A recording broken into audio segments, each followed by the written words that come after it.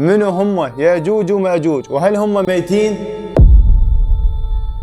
طبعا ياجوج وماجوج هم اخطر مخلوقات راح تواجههم البشريه باخر الزمان، وانذكروا بالمصحف الكريم بسم الله الرحمن الرحيم: يا ذي القرنين ان ياجوج وماجوج مفسدان في الارض.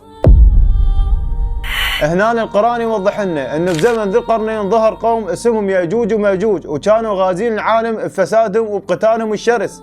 وهاي الكائنات هي تعتبر من البشر لكن على هيئة وحوش، ويقول لك من قد الفساد اللي نشروه بذاك الوقت وجورهم على الناس وطريقة الناس وقتلهم المرعب، انتجت الناس واشتكت ذي القرنين حتى يخلصهم من هذا القوم المتوحش.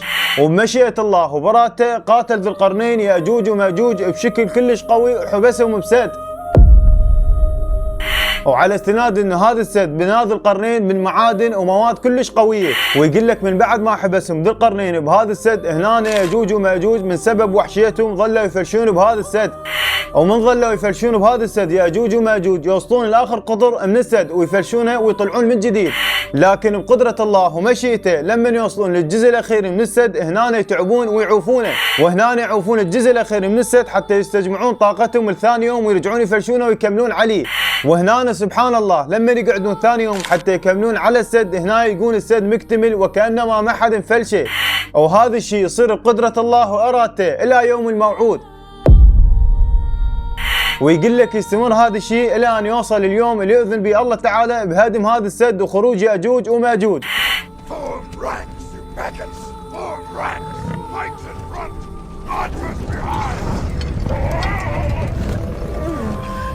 ويقول لك من يطلعون ما يخلون مي بالارض ما يشربونها، لا محاصيل زراعيه ياكلونها، يشعون الفساد بشكل مو طبيعي وماكو قوه بشريه توقفهم، الى ان ياذن الله تعالى بظهور القائم عليه السلام حتى يخلص الناس منهم ومن شرهم.